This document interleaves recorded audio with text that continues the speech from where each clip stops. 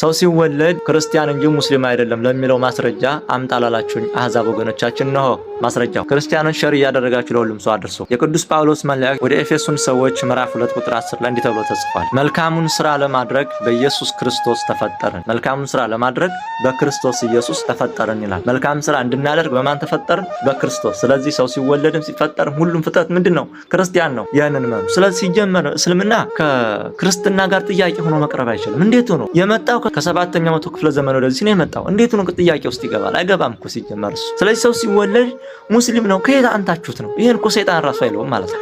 እኔ ታሪኬ ልንገራችሁ። የሆነ ጊዜ ላይ አንድ ጓደኛ ሙስሊም ጓደኛ ነበር።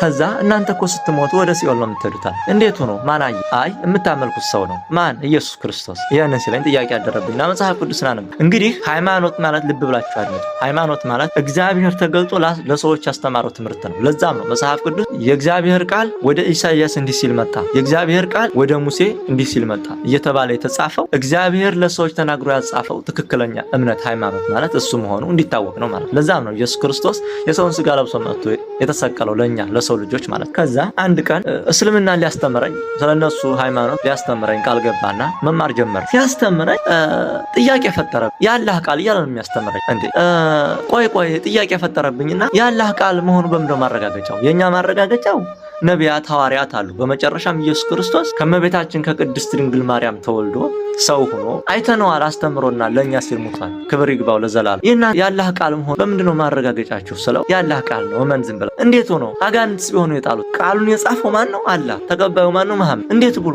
አጋንንትስ ቢሆኑ የጣሉት? ማረጋገጫው ምንድነው? የኛ መጽሐፍ ቅዱስ ነቢያት የእግዚአብሔር ቃል ወደ ነቢያት እንዲህ ሲል መጣ፣ ወደ ነብዩ ዳንኤል እንዲህ ሲል መጣ የተባለኝ ተጻፈው። ስለዚህ ማረጋገጫችን የእግዚአብሔር መንፈስ ቅዱስ ነው ያጻፈው፣ ነቢያት ናቸው የጻፈው። ቁርአንን አላህ እንደጻፈው ማረጋገጫው ምንድነው? ሰይጣንስ ቢሆን የጻፈው? ከዛ ክርክር ገጠም። የት ደወልን? አፍሪካ ቲቪ ላይ ማለት። አፍሪካ ቲቪ ላይ ስንደውል ምን ብለው እንደመለሱልን እነዛ ኡስታዝ ተብዮች ምን ብለው እንደመለሱልን ነው አለቀ። ያላህ ቃል ማረጋገጫ የለም እመን ነው ማለት። እሺ ትምህርቱ ቀጠለ። ከዛ አንድ ቀን ምን አለኝ፣ እየተማርን ከሞትክ በኋላ እንደዚህ ሆነ ከሞትክ ለአላህ ፍጹም ታማኝ ሆነ ከሞትክ በገነት እንደዚህ አይነት ሴቶች ይገጥሙሃል። እንደው ቁጥራቸውን አላቅም ወደ 70 ምናምን ናቸው።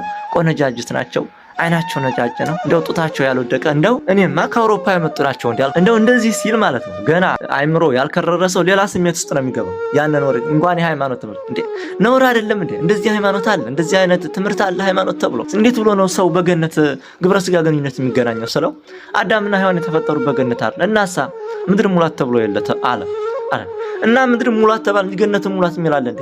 በገነት ውስጥ እንዴት ኦሪት ዘፍጥረት ምዕራፍ 4 ስናልብ ምንድን ነው የሚለው? አዳምም ሔዋንን አወቃት ምድር ላይ ከወረዱ በኋላ ማለት ጸነሰች። እንዴት ሆኖ ነው ሰው በገነት የሚገናኝ? ክርክር ገጠም። ከዛ ይባስ ብሎ ላላህ ብለህ ሰው አንድ ሰው ከገደልክ ትጸድቃለህ አለ። ቀሳስ የሚባለው አለ አንድን ሰው ከሰየፈ ምንድነው የሚሆነው? እንደ ቅዱስ ጊዮርጊስ ሰማዕት ነው የሚባለው። አራ ይሄ እንግዲህ ተመልከቱ። እንግዲህ ዲያብሎስ ራሱ እንደዚህ አይደለም ማለት ከ700 ወደዚህ የመጣ ፍልስፍና እንዴት እኛን ያጨረብረን ይገባል? እና አይሁድም ይሄንን ጥያቄ አንስተው ነበር። በነገራችን ላይ የዮሐንስ ወንጌል ምዕራፍ 8 ቁጥር 56 አባታችሁ አብርሃም ቀኔን ያይ ዘንድ ሐሴት አደረገ አየም ደስም አለው አላቸው። ኢየሱስ ነው ይሄን የሚላቸው።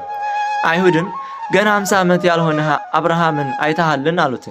ኢየሱስም እውነት እላችኋለሁ አብርሃም ሳይወለድ እኔ አለሁ አላቸው። እንዴት እንሆን እንግዲህ? አብርሃም ሳይወለድ ኢየሱስ ክርስቶስ አለ። ያለና የነበረ አልፋና ኦሜጋ ነው። እሱ ዘመን አይቆጠርለት። ከዘላለም ዘመናት በፊት የነበረ በዘመናት የሸመገለ ዓለማትን በእጁ መዳፍ ላይ ቀርጾ የያዘ የዓለም ፍጥረት ሁሉ ልብ እንዳንድ አደባባይ ሆኖ የሚታየው ገና ነው አምላካችን ኢየሱስ ክርስቶስ ነው። እንዴ ነውር አይደለም እንዴ? ነውር አይደለም። ስለዚህ ፍጥረት ሁሉ በኢየሱስ ክርስቶስ ተፈጠረ ምንለው ከዚህ ተነስተን ነው ማለት። ስለዚህ ሲጠመቅ ደግሞ ጌታችን በዮርዳኖስ ሲጠመቅ መንፈስ ቅዱስ ወርዶ በላዩ ላይ አረፈ። አብ በደመና ሆኖ የምወደው ልጅ እርሱን ስሙ ብሎ መሰከረ። የሥላሴ ልጆች ምን ሆነው ከዛ ስንጠመቅ የሥላሴ ልጆች እንሆናለን ማለት። በስምንጠመቀው በመንፈስ ቅዱስ ነው። ገባችሁ? ካህኑ ውሃ ውስጥ ሲያስገባ አብ በወልድ በመንፈስ ቅዱስ ስም ካህኑ በአብ በወልድ በመንፈስ ቅዱስ ስም ብሎ ሲያጠምቀን መንፈስ ቅዱስ ይወርዳል። የምንጠመቀው በመንፈስ ቅዱስ ነው ማለት። ለርስቱ መረጠን ይላል መዝሙር 46 ቁጥር 4 ላይ ስናነብ መዝሙር 46ን ስናነብ ለርስቱ መረጠን ይላል። ተመረጥን። ስለዚህ በዚህ መልኩ ነው ማለት ነው። ክርስቲያኖች ይህንን በደንብ አድምጡልኝ። መጨረሻ ማነበውን አድምጡኝ።